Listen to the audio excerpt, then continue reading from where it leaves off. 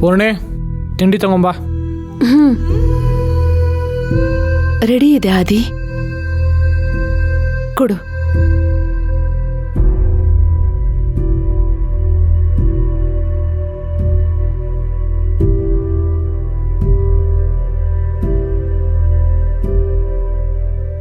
Spoon ಇಲ್ವಾ? ತರ್ತೀನಿ. ಬೇಡ ಬಿಡು, ನೀನು ಹೋದ್ರೆ ನಾಳೆ ತಗೊಂಬರ್ತೀಯ.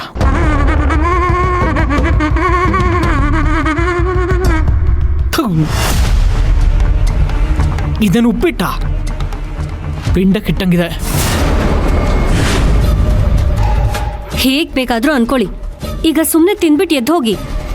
ನಿನ್ ತಂಗಿ ಮಾಡಿರೋ ಗನಂದಾರಿ ಕೆಲಸಕ್ಕೆ ಆಚೆ ತಲೆ ಎತ್ಕೊಂಡು ಓಡಾಡಕ್ಕಾಗ್ತಾ ಇಲ್ಲ. ಇವತ್ತು ಆಫೀಸ್ಗೆ ಹೋಗಿ ಅಲ್ಲಿ ಏನೇನು ಕೇಳಬೇಕು, ಈ ಕಣ್ಣಲ್ಲಿ ಏನೇನು ನೋಡಬೇಕು ಅಂತ ಟೆನ್ಷನ್ ನನಗೊಂದು ಕಡೆ.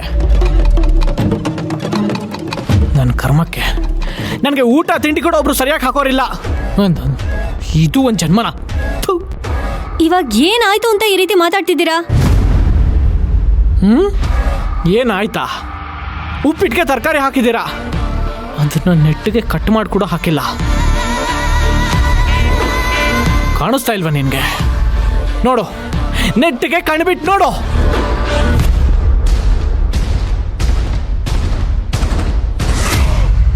ಅಲ್ಲ, ನಿಮ್ಗೇನು ತರಕಾರಿ ಕಟ್ ಮಾಡೋಕೆ ಕೂಡ ಕಷ್ಟನಾ?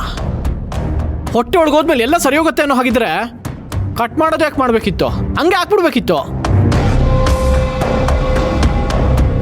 ನಿಮಗೆ ಅಡುಗೆ ಮಾಡೋಕ್ಕೆ ಕಷ್ಟ ಆಗಿದ್ರೆ ಹೇಳಿ, ನಾನೇ ಅಡುಗೆ ಮಾಡಿಟ್ಟು ಆಫೀಸ್ಗೆ ಹೋಗ್ತೀನಿ. ಎಷ್ಟೇ ಆಗಲಿ CEO ಅಮ್ಮ ಅಕ್ಕ ಅಲ್ವಾ? ನಿಮ್ಗಳು ಸೇವೆ ಮಾಡೋದು ನನ್ನ ಕರ್ತವ್ಯ. ರೀ, ಒಂದ್ ತರಕಾರಿ ವಿಷಯಕ್ಕೆ ಬಾಯಿಗೆ ಬಂದಾಗೆಲ್ಲ ಮಾತಾಡ್ಬೇಡಿ.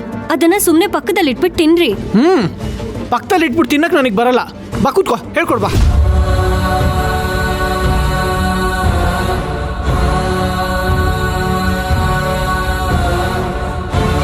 ರೀ, ದಯವಿಟ್ಟು ಪರಿಸ್ಥಿತಿನ ಅರ್ಥ ಮಾಡ್ಕೊಳ್ಳಿ.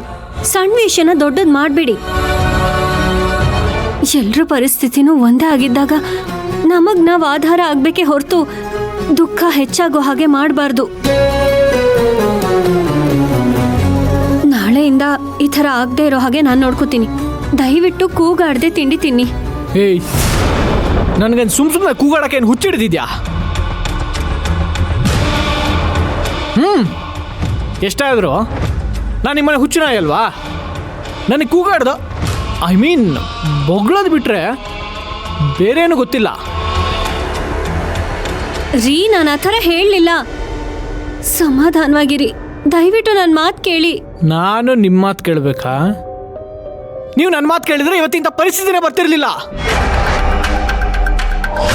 ಕೋವಿಡ್ನ ಲೂಸ್ ಬಿಡಬೇಡಿ, ಕಂಟ್ರೋಲಲ್ಲಿ ಇಟ್ಕೊಳ್ಳಿ ಅಂತ ಬಡ್ಕೊಂಡೆ. ಕೇಳಲಿಲ್ಲ. ಆಮೇಲೆ ನಾನು ಅವಳ ಕಂಟ್ರೋಲಲ್ಲಿ ಇಟ್ಕೊಳಕ್ಕೆ ಹೋದೆ, ಅದನ್ನು ಕೇಳಲಿಲ್ಲ. ಅವಳಿಗೆ ಅವಾಗೆಲ್ಲ ಚೆನ್ನಾಗಿ ಸಪೋರ್ಟ್ ಮಾಡಿ ಮಾಡಿ ಇವತ್ತು ಇಂಥ ಪರಿಸ್ಥಿತಿಗೆ ತಂದಿಟ್ಟಿದ್ದೀರಾ. ಇದಕ್ಕೆಲ್ಲ ನೀವೇ ಕಾರಣ. ಕಾವೇರಿ ಇಂಥ ಮನೆ ಹಾಳು ಕೆಲಸ ಮಾಡೋದಕ್ಕೆ ನೀವೇ ದಾರಿ ಮಾಡಿಕೊಟ್ರಿ, ಅದನ್ನು ಮರಿಬೇಡಿ. ಅವಳು ಮುದ್ಕೊಂಡು ಮದುವೆ ಆದರೂ ಶ್ರೀಮಂತನೇ ಮದುವೆ ಆಗಿದ್ದಾಳೆ. ಅವಳ ಲೈಫೇನೋ ಬಿಂದಾಸಾಗೆ ಇರುತ್ತೆ.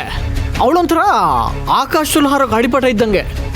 ಅವಳು ಮುಖಕ್ಕೆ ತುಗಿದ್ರು ಆ ಉಗುಳು ನಮ್ಮ ಮೇಲೆ ಬೀಳೋದು. ಅದು ಅಲ್ಲದೆ ಅವಳು ಮಾಡಿರೋ ಕೆಲಸಕ್ಕೆ ಜನರು ನಮ್ಮನ್ನೇ ಉಗಿತಿರ್ತಾರೆ. ಅವಳು ಮಾಡಿರೋ ಕೆಲಸಕ್ಕೆ ಲೈಫ್ ಲಾಂಗ್ ನಾವು ಅನುಭವಿಸ್ತಾನೆ ಇರಬೇಕು.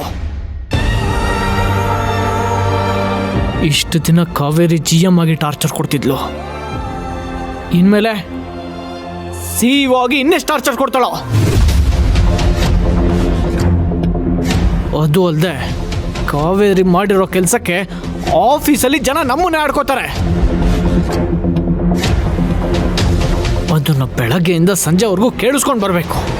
ಆಮೇಲೆ ಆಫೀಸಿಂದ ಹೋಗ್ತಾ ಆಫೀಸಿಂದ ಬರ್ತಾ ಜನ ಮಾತಾಡೋದನ್ನು ಕೇಳಿಸ್ಕೋಬೇಕು. ನೀವು ಮಾತ್ರ ಆರಾಮಾಗಿ ಬೆಳಗ್ಗೆಯಿಂದ ಸಂಜೆವರೆಗೂ ಮನೇಲೇ ಕೂತ್ಕೊಂಡಿರ್ತೀರ ಮಹಾರಾಣಿಗಳ ಥರ. ನಿಮ್ಗೇನಾಗಬೇಕು?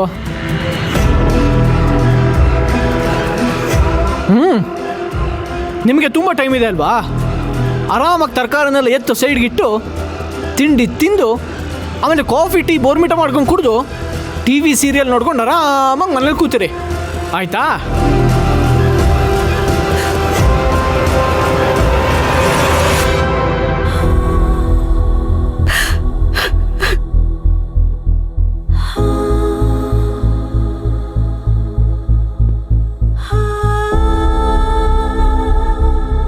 ಅಮ್ಮ